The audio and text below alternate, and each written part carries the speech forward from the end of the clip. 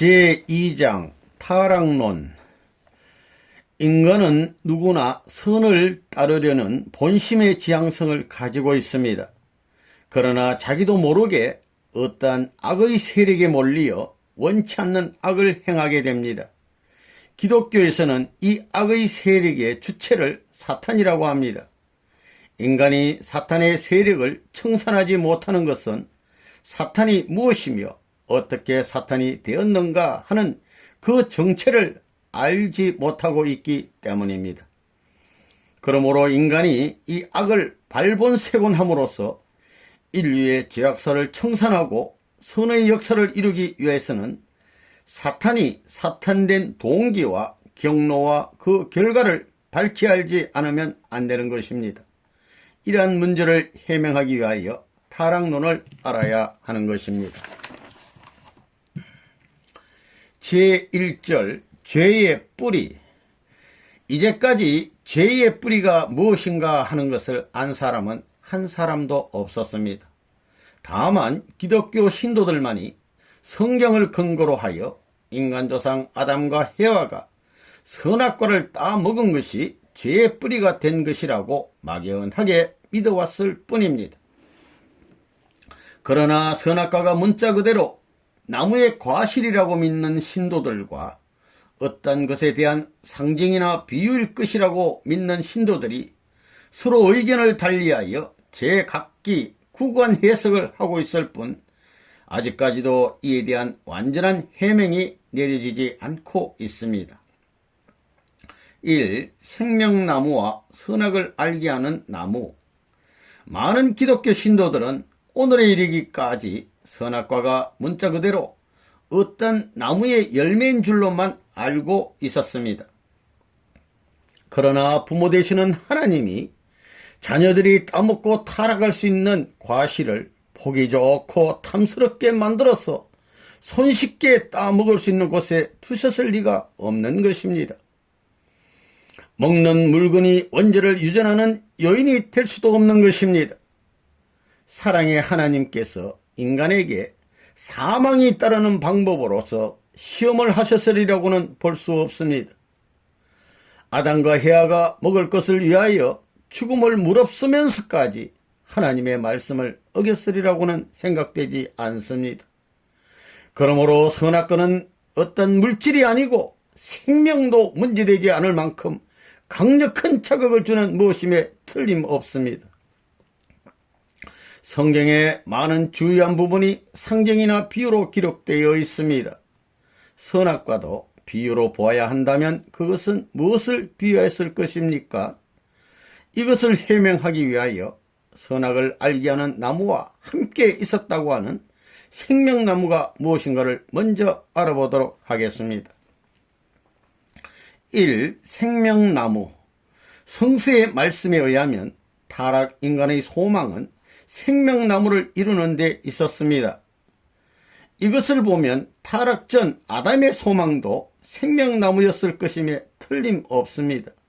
왜냐하면 복귀 과정에 있는 타락 인간은 원래 타락 전 아담이 이루려다가 못 이룬 그 소망을 다시 찾아 이루어야 하기 때문입니다. 그러면 완성될 때를 바라보며 성장하고 있던 미완성한 아담의 소망은 무엇이었을 것입니까? 그것은 그가 타락되지 않고 성장하여 하나님의 창조 이상을 완성한 남성이 되는 것입니다. 따라서 생명나무는 바로 창조 이상을 완성한 남성이라는 것을 알 수 있습니다. 그것은 결국 완성한 아담을 비유한 말인 것입니다. 하나님의 구원 섭리의 목적. 하나님의 구원 섭리의 목적은 에덴 동산에서 잃어버렸던 생명나무를 요한계시록 22장 14절에 생명나무로서 복귀하시려는 데 있습니다. 아담이 타락하여 창세기 2장 9절에 첫 생명나무를 이루지 못하였기 때문에 타락 인간들을 구원하시기 위하여 예수님은 요한계시록 22장 14절의 후 생명나무로 재림하셔야 하는 것입니다. 예수님을 후 아담이라고 하는 이유는 여기에 있는 것입니다. 이 선악을 알게 하는 나무. 하나님은 아담만을 창조한 것이 아니라 그의 배필로서 해와를 창조하셨습니다. 동상 가운데에 창조 이상을 완성한 남성을 비유하는 나무가 있었다면 그러한 여성을 비유하는 또 하나의 나무도 있어야 할 것입니다. 창세기 2장 9절에 생명나무와 같이 서 있었다고 기록되어 있는 선악을 알게 하는 나무가 바로 그것입니다. 따라서 선악을 알게 하는 나무라고 한 그 나무는 창조 이상을 완성한 여성을 상징하는 것이기 때문에 그것은 결국 완성한 해와를 비유한 것이라는 것을 알 수 있습니다. 이 뱀의 정체, 해와를 꼬여서 범죄케 한 것은 뱀이었다고 성서에 기록이 되어 있습니다. 이 뱀은 인간과 담화를 할 수 있었습니다.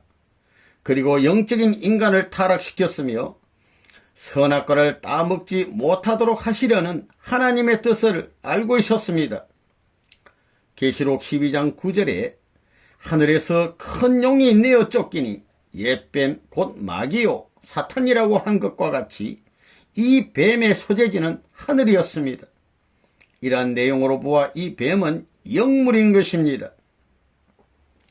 뱀으로 비유한 이 영물은 원래 선을 목적으로 창조되었던 어떤 존재인데 타락이 되어 사탄이 되었다고 보지 않을 수 없습니다.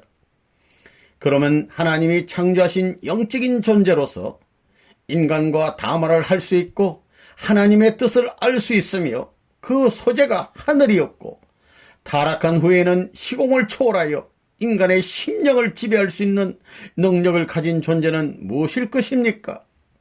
천사 위에는 이러한 조건을 구비한 존재가 없으므로 그 뱀은 천사를 비유한 것이라고 보지 않을 수 없습니다. 3. 천사의 타락과 인간의 타락. 1. 천사의 범죄. 유다서 1장 6절에서 7절을 보면 또 자기 지위를 지키지 아니하고 자기 처소를 떠난 천사들을 큰 날의 심판까지 영원한 결박으로 흑암에 가두셨으며 소돔과 고모라와 그 이웃 도시들도 저희와 같은 모양으로 간음을 행하며 다른 색을 따라가다가 영원한 불의 형벌을 받음으로 거울이 되었느니라고 기록되어 있는 것으로 보아 천사가 간음으로 타락되었다는 사실을 알 수가 있습니다. 이 인간의 범죄. 창세기 2장 25절을 보면 범죄하기 전 아담과 해와는 몸을 가리지 않은 채로도 부끄러워하지 않았습니다.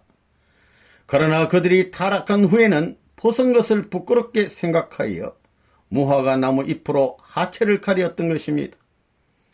인간은 허물을 가리는 것이 본성입니다.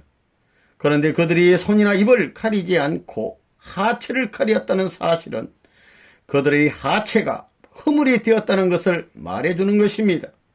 이로써 그들이 하체로 범죄했다는 사실을 짐작할 수 있습니다. 인간이 타락되기 전의 세계에 있어서 뻔히 죽을 줄 알면서 저지를 수 있는 행동은 사랑 이외에 다른 것이 있을 수 없습니다. 생육하고 번식하라 하신 하나님의 창조 목적은 사랑으로 인하여서만이 이루어질 수 있습니다. 따라서 사랑은 가장 귀하고 거룩한 것입니다. 그럼에도 불구하고 인간들이 역사적으로 사랑의 행동을 천시하여 온 것은 그것이 타락의 원인이 되었기 때문입니다. 3. 천사와 인간과의 행음. 인간이 천사의 꼬임에 빠져 타락되었으며 인간이나 천사는 모두 행음으로 말미암아 타락되었다는 사실, 그리고 피조세계에 있어서의 영적인 존재로서 서로 어떠한 정적인 관계를 맺을 수 있는 존재는 인간과 천사 외에 아무것도 없다는 사실 등을 결부하여 볼 때 인간과 천사 사이에 행음 관계가 성립되었으리라는 것을 쉽게 긍정할 수 있습니다. 따라서 요한복음 8장 44절에 너희는 너희 아비 마귀에서 났으니 너희 아비의 욕심을 너희도 행하고자 하느니라고 기록되어 있는 것입니다. 4. 선악과. 선악과는 해와의 사랑을 의미하는 것입니다. 해와는 하나님을 중심한 사랑으로서 선의 자녀를 번식해야 할 것이었는데 사탄을 중심한 사랑으로 악의 자녀를 번식하고 말았습니다.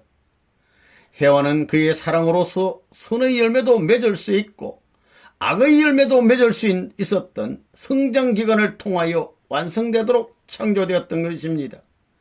따라서 그 사랑을 선악과라고 하였던 것이며 그 사람을 선악을 알게 하는 나무라고 하였던 것입니다. 해와는 하나님을 중심한 선의 사랑으로 선과를 따먹고 선의 피와 살을 받아 선의 혈통을 번식해야 할 것이었는데 사탄을 중심한 악의 사랑으로 악과를 따먹고 악의 피와 살을 받아 악의 혈통을 번식하여 죄악의 사이를 이루고 말았습니다. 따라서 해와가 선악과를 따먹었다고 하는 것은 사탄을 중심한 사랑에 의하여 서로 혈연관계를 맺었다는 것을 뜻합니다. 5. 죄의 뿌리. 죄의 뿌리는 인간 시조가 뱀으로 표시된 천사와 불륜한 혈연관계를 맺은 데 있습니다. 따라서 그들은 하나님의 선의 혈통을 번식하지 못하고 사탄의 악의 혈통을 번식하게 되었던 것입니다. 그러므로 죄를 벗으려고 하는 종교마다 간음을 가장 큰 죄로 규정하여 왔으며 금욕생활을 강조하여 왔던 것입니다. 이것은 죄의 뿌리가 엄란에 있음을 의미하는 것입니다. 인간 사회에서 이 범죄를 발본색원할 수 없는 한 이상세계는 기약할 수 없습니다. 따라서 재림하시는 메시아는 이 문제를 근본적으로 해결할 수 있어야 하는 것입니다.